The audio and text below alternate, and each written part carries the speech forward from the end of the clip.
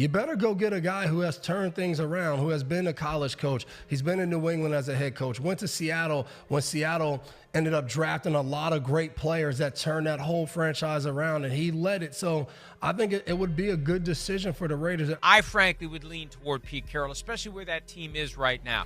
Somebody to come in with that experience, with that knowledge, with that resume of significant accomplishment, and just kind of reset and maybe get somebody on the staff that could be groomed to take over for him after 4 or 5 years or however long he stays. I don't know. He's got this weird superpower, Devin. When he's away from the field, he looks every bit 73 and then some. The moment that he steps foot on the field, he's jumping around, he's throwing passes, he's got the gloves on, he's chewing the gum. And it's official. Tom Brady and the Las Vegas Raiders have concluded their head coach search and have decided to go out there and bring in Pete Carroll, a man who has been there, he's done that, he's won championships, he's won Pac-12 titles, he has won Super Bowls. This is a man who can change the entirety of a culture, a franchise, an organization, and the Raiders, missed out on Ben Johnson. They missed out on some other guys during last year's head coaching search, but this year ultimately find their guy. And in this video, we're going to break down the pros, the cons, everything you need to know about Pete Carroll and what he brings to this Las Vegas Raiders culture. However, before we dive into the pros and cons, I want you guys to do me a favor and comment down below a letter grade of this hiring, and where do you think it helps the Raiders the most, and where do you think it hurts the Raiders the most going forward. Let me know in the comments down below. Let's get right into this video. Actually, if you want a part 2 to this video where I go in and break down some of the film of when he was the Seattle Seahawks head coach from a couple years back or even last year, let me know in the comments down below and I'll make a film analysis video of what his defense kind of looks like and what his offense kind of looks like under Pete Carroll. Now, I feel like the first thing we need to talk about when we discuss Pete Carroll is the leadership, the culture building, the ability to relate with the players. He's been known for creating a positive team culture, focusing on player development, which we all know here in Las Vegas over the past decade or so, that has not been a thing, and also fostering a competitive yet inclusive environment for the team. This is a guy that just wants to win. He wants to do whatever it takes to become the best team possible, and that alone should make everybody, Raiders fans around the world, pumped to have this guy as the future head coach of this football team. Two things in this game we point out. I just think this thing is too important. It's too important. Can you win the game in the first quarter? No! Can you win the game in the second quarter? No! Can you win the game in the third quarter? No! Can you win the fourth quarter?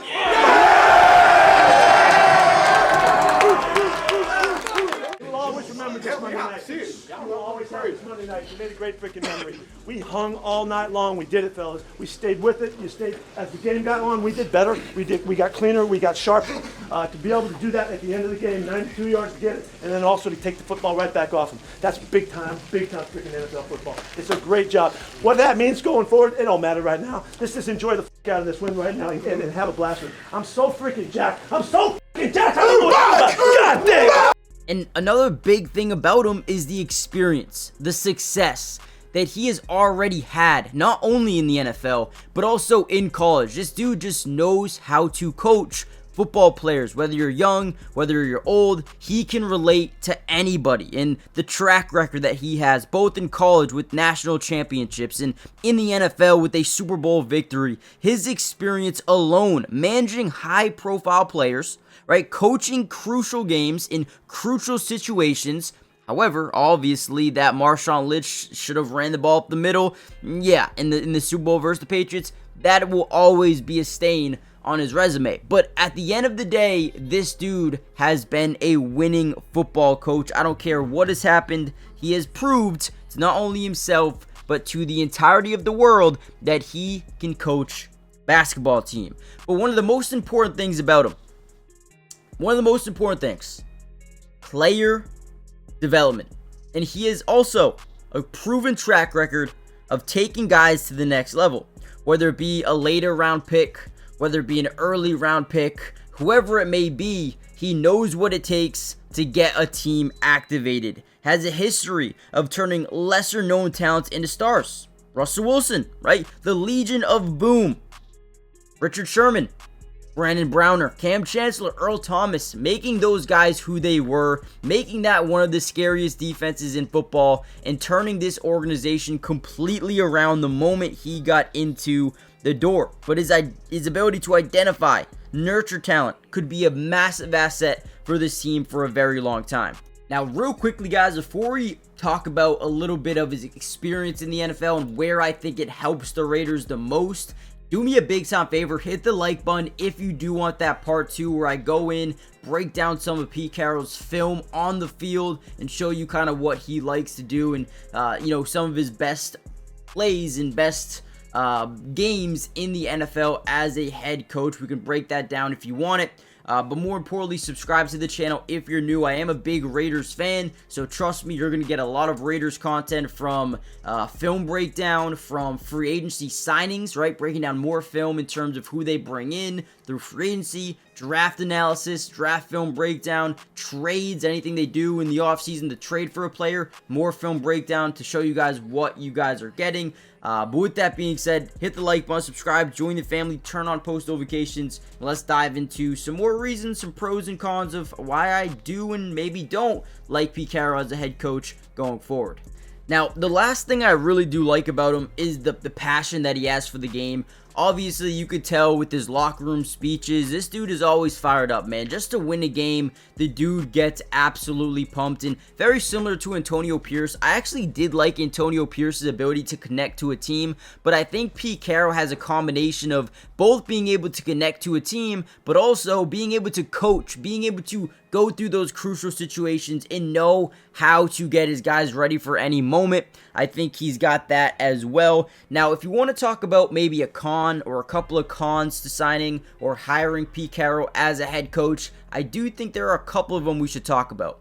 Although I do love Pete Carroll as a coach, there are some concerns. One of them being the age, right? I believe he is 75 or 73 years old in 2025, so he is getting up there in age. He is not going to be here for more than 10 years, right? More than 5 years, maybe even.